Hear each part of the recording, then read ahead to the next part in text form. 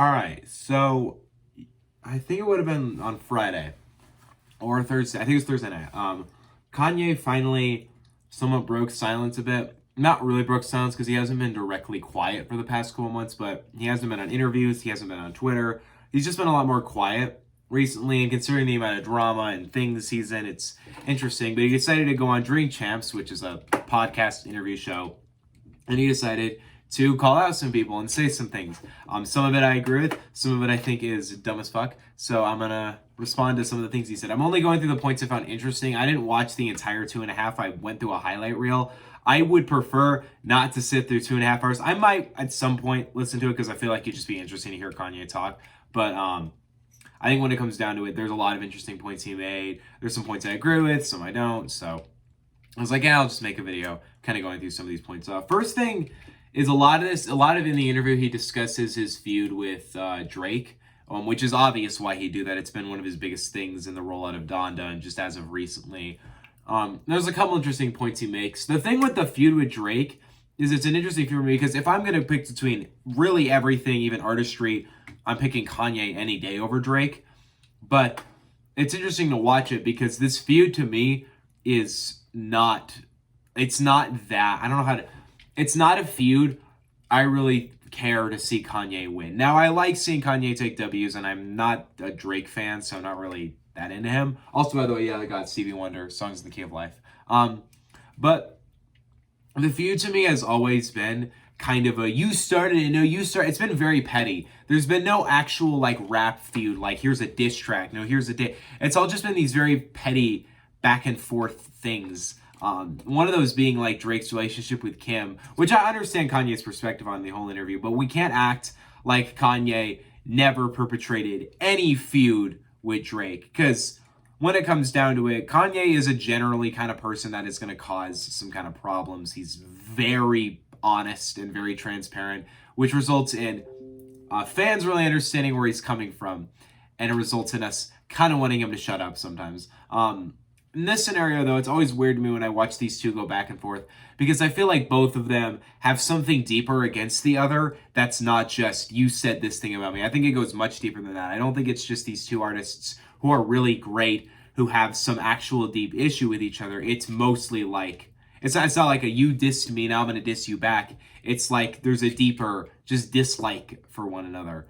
And for me, it's so weird to me how frequently it goes back and forth and never goes anywhere. Like, this feud never actually reaches an entertaining point. It's always just Kanye spitting petty Instagram posts and tweets and Drake doing little petty things back. And for some reason, it bothers me so much because I would just much prefer these two actually go at it or just stop feuding and make music. Because when it comes down to it, even for me, I think Donda's rollout was kind of ruined by Drake. And it's not Drake's fault, it's Kanye's fault fully. Because Kanye wanted to compete with Drake so much. My theory as to why Donda was released early, because we know Kanye posted the day Donda came out, it wasn't supposed to come out. The reason why I think it came out that Sunday versus a Friday is because I believe Kanye was going to try and drop the same day as Drake. That would have not worked out for anybody. Honestly, I think Kanye would have had a way bigger week if he had released it earlier or after Certified Lover Boy, but he didn't really care because he really thought he could fight off Drake, which, we'll be honest, at least in 2021, there's a reason Drake's first week was double Kanye's. Album-wise, Donda is insanely better than Certified Lover Boy, but if we're talking in terms of numbers, And both of them just seem to have such a competition. And I even believe that Drake could have made Certified Lover Boy much better if he didn't release it so fast. I fully believe that Drake would have pushed it back later if Kanye wasn't in this whole mix. The thing about it is it's that these two just continue to let themselves hurt by doing these very petty things back and forth. There's no actual competition here. It's just two rappers who are very competitive and very big that just don't like some of the things they've done in the past. And they have reason to dislike each other. I'm not saying that, like, obviously Kanye kind of pushing Pusha T into doing everything Story of Adidon wise, which I love what Pusha T did with Story of Adidon. It was brilliant. It's one of my favorite diss track like feuds of all time. But it was disrespectful as fuck, and there is no reason that Drake's anger towards Pusha T isn't justified. Now, some of the ways he's gone about talking about Pusha T have been kind of petty, but my main point is that when we talk about Kanye versus Drake, it's not a feud I really side with. I would side with Kanye first, but that's simply because I like Kanye more. I don't really know who's in the right in this situation anyway. I think they're both very petty. And I think in the end, it's just like, it's two guys who don't really want to feud, that just kind of do petty things back and forth, and they definitely don't want to go all the way. It kind of looks like two friends arguing back and forth. It's similar to how Kanye and Jay-Z feuded. Maybe it's just kind of how Kanye feuds, but Drake's kind of doing it back. So at the end of the day, it's a little annoying to me. Now, we do have to go on this point, though, that Kanye says he'll beat Drake in a Versus. Now, this is a bit of an interesting statement because Versus has become so popular in the past year, and I love it. I think it's a great show. I think it's a great idea. But it's a kind of a friendly discussion of a friendly kind of like battle almost of who's doing better in hip hop, who has the better discography, has more hits. We had the great DMX versus Snoop Dogg. We've had just so many great things that gone on that show. And now people have talked about Kanye versus Drake. Will it happen? Probably not, because I think it's too. Because if we're talking about like Snoop Dogg versus DMX, these are two friends that are kind of peacefully going at it back and forth and just kind of performing their best songs. Because you can even see in the clip of those two doing it, you can see Snoop Dogg celebrating DMX's hits, DMX celebrating Snoop Dogg's hits. In this one, it would just be pure venom, because these two hate each other.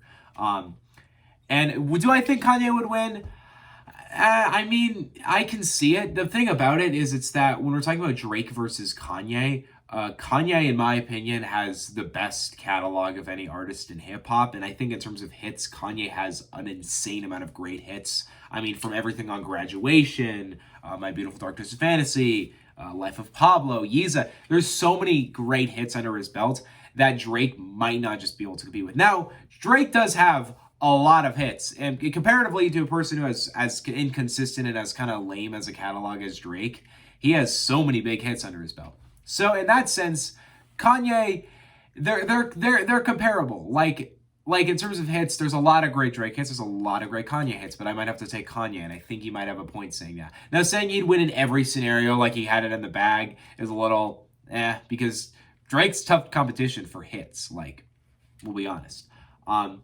Next, we got Kanye and Kim, which is an interesting thing that's happened for the past year or so, because these two have divorced. It's really complicated, but in this, I was actually under the impression after the SNL that Kanye and Kim were done. I actually had a thought before that when I saw the Donda Live 3 that they were back together. And after seeing all these images, I was like, oh, Kanye and Kim are a thing again. And then they came out to say, oh, no.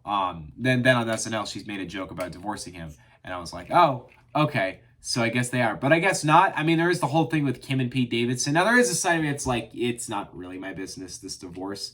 But I mean, when Kanye's being so public about it, it's interesting to kind of discuss how the media's kind of going at this. Because let's face it, the media could not give less of a fuck about the personality of these people they go at. Like, we're talking about Kanye West and Kim Kardashian. The media hates Kanye. We know this to be true. They have an extreme bias to it. And why wouldn't they? Like, dude is a Trump supporter. Dude has all these things under his belt. He ran against Biden. Even so, even that political sense, even that he's just said a lot of things that are controversial. So at the end of the day, the media is always going to hate Kanye. They're never going to support Kanye. You know, when Jay-Z was the first billionaire rapper, the celebration is insane. Everybody loved Jay-Z for that week. He totally deserved it. Jay-Z's one of the most accomplished hip-hop artists ever. And then when Kanye hit that same goal, though, it wouldn't be the first rapper, but it was still a rapper with $1 billion. They basically just treated it like, oh, he has $1 billion, whatever, who cares? It was like, it's just obvious whenever you watch the media talk about Kanye, there's such a bias towards him. And now that he's getting a divorce, it's the great scenario for them to go at him with. Kim's a great person to praise on the media too, so you're just left with something like that.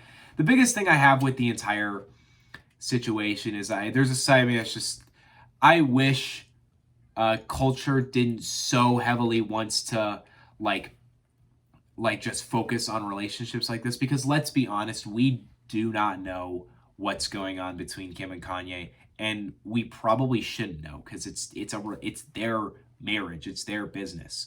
We're just the fans who consume their media. Why do we need to discuss it all the time? Why do we need to talk about it? Now Kanye's talking about it a lot, but it's also just in terms of us in the media, everything would go better for them if we let them be. And I fully actually have a feeling that their family would still be together if it weren't for the fucking creepy media who will take pictures of this couple while they're sitting in their car having a discussion. It's creepy as fuck the way these two are treated, and it bothers me a lot, and I kind of wish we'd stop. But we won't, because the media and news organizations love their paychecks despite being complete creepy assholes over it. Next, we got this one thing, which this is the thing in the whole thing that annoyed me the most, because this comment pissed me off so much, and it physically made me, like, I was actually kind of angry about it. I mean, it's not angry about it because it's not really involved me, but it's just so arrogant, so ignorant, and it felt really disrespectful to me. He talks about Big Sean, right? And he says, very bluntly, if when I die on my gravestone, it says I deserve to die because I signed Big Sean. Now, initially, I thought just Kanye didn't like new Big Sean, which is so weird to me, because if y'all have watched my channel, you probably know I really like some of the new Big Sean stuff. I loved Detroit 2. It was one of my favorite albums of last year. I loved I Decided as well. I think the dude's just now a great artist. I mean, I wasn't a Dark Sky Paradise fan, but I like Big Sean a lot now. I think he's one of the most talented lyricists out now. And I thank Kanye for signing him, because we got a great artist out of that. However, it's the same reason it seems whenever Kanye loves or hates a person now, which is ridiculous to me, and it's the whole, they didn't support my campaign thing. So that's the full reason that Big Sean should not have a career, is because he didn't support your campaign. Now, let's break this down. You, in 2018, said, I support Donald Trump. Why on earth do you expect people to just kind of go along with you and be like, oh yeah, well, he gave me a signing, so I should fully support him after that? Really, like, analyze that to the perspective. Like, you supported someone who hates this community. Why on earth would that community wants to support you after that? Now, I'm not saying that you can't be forgiven for that, but dude hasn't really tried to repent or apologize for it. He just kind of stopped talking about it, and he still does things in that line. And on top of that, when you look at a campaign as rapidly just bad as Kanye's campaign, why would Big Sean support it? I don't care if he's your friend. It's the presidency of America. I've even thought about this. If my family members were running for office, I wouldn't just think, oh, I'm supporting them, I voted for them because they're my family members. Yeah, I support them. But if I don't support their ideas, I'm not going to support them. That comes first before it comes into the factor of loyalty. Because yeah, loyalty is important. It's very important. It's one of the most important things in the world. But like the health and the happiness of 300 some million people should be more important than supporting your friend. In my opinion, I believe that I would take the safety of 300 million people over that. And if Big Sean looks at, I'm not saying Kanye's the worst president candidate. I don't think he's a good one at all, considering his just kind of, how would I describe it? He acts out fast. He's blunt. He's not a good face, I think, for America. I love Kanye to death, I'm just saying. And I don't think that's really an unpopular opinion anyway. But, and yes, my bio on Twitter says Kanye 2024 fully as a joke. But you had one rally, and it was kind of a mess. I understood the rally. I was fine with the rally. But looking at the entire campaign, why is it so wrong for Big Sean to look at that and think, okay, maybe I don't want to support that? Now, you could say, well, Big Sean supported like Biden instead. I don't care. He shouldn't have to support Kanye just because Kanye signed him. Now, you're going to say Big Sean would be nobody without him. Sure, but maybe that doesn't mean Big Sean has to support his campaign. I have some of my best friends that I would die for, that I completely disagree politically. I don't agree with the thing they say politically, but I still die for them. I still support them because that side of it doesn't really matter. It's not, I get Kanye's perspective, but he also did this with DaBaby. He supported DaBaby simply because he's the only person who publicly supported me. Yeah, and he looked dumb as fuck doing it. DaBaby looks like a total moron in public. He's proven to be quite the idiot. But when it comes down to it, you didn't be self-aware. That's the issue Kanye seems to have in this scenario, because he can't look. He just thinks, oh, Big Sean is for me. Okay, fuck him. No, you didn't have a good campaign. Like, I don't care about loyalty. It wasn't something that Big Sean needs to support anyway. That's just my sense on it, though. It came across really bratty. It did not come across edgy to me. It just came across like, okay, you're just being very biased against someone over something that kind of in the end is a little reasonable. At the end of the day, yeah, no, that annoyed me a lot. There's also other times where he's done this with other artists where he said something like he's basically just gone out and supported them or not supported them over this campaign thing, which at the end of the day, not a lot of people support. So if you're going to round your circle based on who supported that campaign, your circle just lost most of the talented people probably in it. Not even Jay-Z supported your campaign. Jay-Z, like your brother, like why the fuck would you want Jay-Z out of your corner? I don't even think Push and Cudi supported it, like which are like Kanye's best friends. Like mainly the point I'm trying to go at here is just it's weird to me, and it feels so disrespectful on such a weird note. And I think Big Sean's handled it well. So yeah, that's my sense on it. Anyway, moving on now because that was annoying to me. There's another point he makes about Soulja Boy, Chief Keef, and Future being some of the most influential artists of the decade, which to me is 66% true. Chief Keef and Future, absolutely. Chief Keef pretty much invented drill music. Like every single drill artist now has some kind of Chief Keef influence to them. Finally Rich is one of the greatest trap albums of all time. So yes, obviously, it's Chief Keef. Come on. Future has been so consistent, so bringing up of all these trap artists. I would say, yeah, I mean, dude was doing trap back in 2013 and 14. He was kind of in that first wave with Migos in the kind of first big, or Gucci Mane too. And those early 2010s first trap artists that would lead trap in the second half of the decade to be as massive as it was. Without Future, you probably wouldn't have guys like Lil Uzi and all these other great trap artists. So I think Future's the trap go. I don't know if he's the most influential rapper of the decade. I actually think Kanye could take that mantle, but I think he's insanely influential, and I understand where Kanye is going at there. Soulja Boy, though, Kanye's like half right on this because, yeah, Soulja Boy's influence with Crank That is important, but I don't know if you can call Soulja Boy as an artist like the most influential artist, because what has Soulja Boy accomplished since 2007? Like, what's one thing he accomplished? He definitely helped with the streaming stuff, and that would be massive. Don't get me wrong. In terms of earliest online music, yeah, no, Soulja Boy was one of the originals to start like online dance trends and shit like that. Yeah, very influential. That song, though, like saying Soulja Boy is one of the most influential artists feels so loose to me because he's physically accomplished nothing else in his career except a pretty influential song. Now, that's an accomplishment, sure, but it doesn't compare to 14 years ever since then of just kind of nothing. On top of that, he makes a fool of himself. Nobody likes him.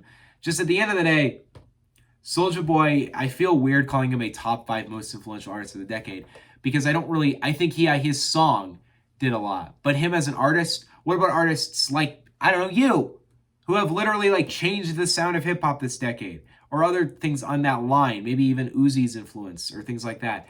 Why is Soulja Boy the one you picked? That's my sense on it, though. There's 2 more things he says that I think are interesting. He basically talks about being above cancel culture, which I think is interesting because I think it's an interesting thing to talk about. I've talked about cancel culture before in the past. My very quick opinion on it is, I don't know. I mean, I don't support it to any extent, but it's not like I hate the idea of it. I just think it's outrageously unfocused on its, not only unfocused on the wrong things. Like, we do not cancel celebrities over the right things, and on top of that, there's no forgiveness in the equation either. There are times where cancel culture, I fully agree with what it said, but often I don't support anything about it.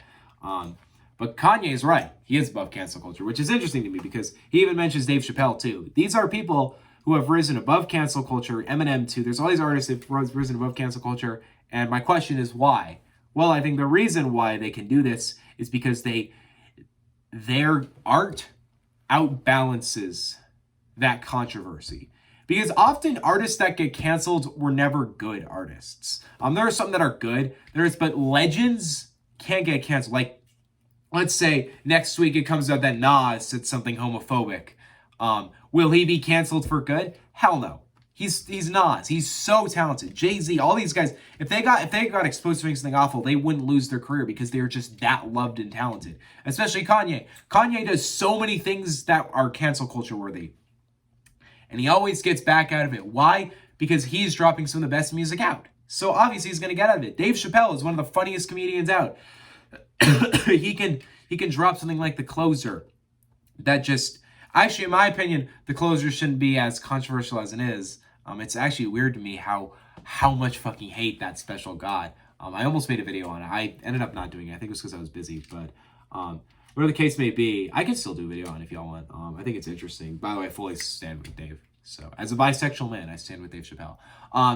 The thing with the whole thing with Dave Chappelle is that Dave Chappelle's comedy is so good. He's so funny. He's so clever, and he's so like he's just such an entertaining person to the point where if you saw him say something you don't fully agree with, then you can't shut him down. On top of that, he's not saying uneducated things. He's not like the baby where he's just saying shitty homophobic things on stage. He's just thinking through and asking questions that are too far. So yeah, no, I think it's interesting though. I think it's interesting how many artists have been able to beat cancel culture by being so great but so controversial. Like Eminem too. The amount of things Eminem has said that could be cancel worthy are insane. Listen to those 3 albums right there, that entire trilogy. Oh my god, it's insane.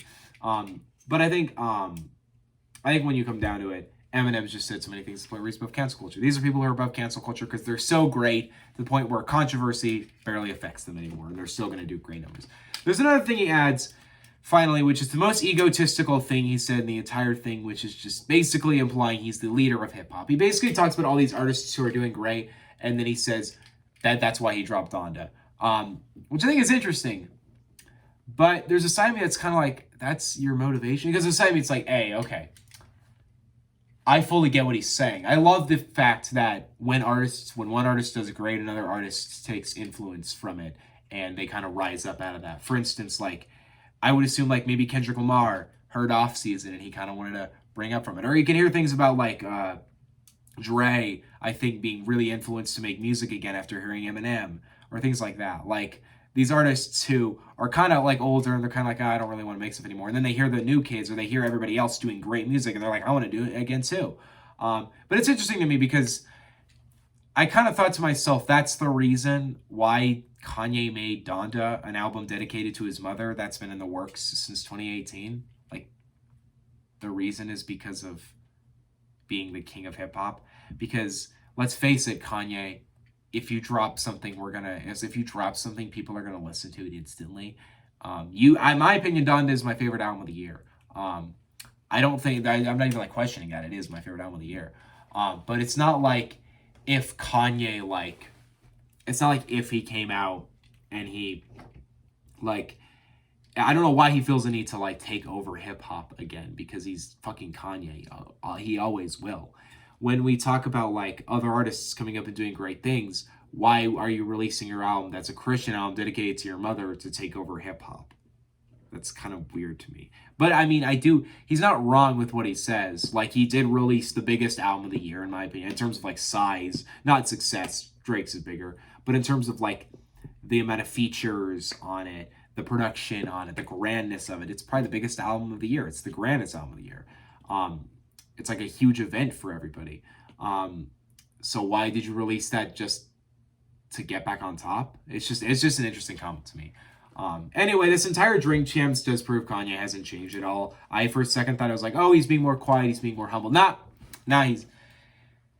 he's Kanye, and I'm fine with it. He makes a lot of good points in here. It's interesting, what I consider to be the greatest hip-hop artist of all time being very, very aware that they're the greatest hip-hop artists of all time.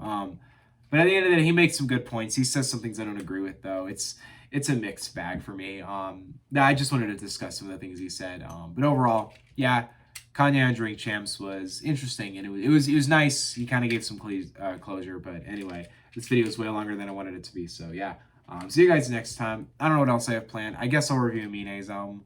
See you guys next time. Peace out. Bye.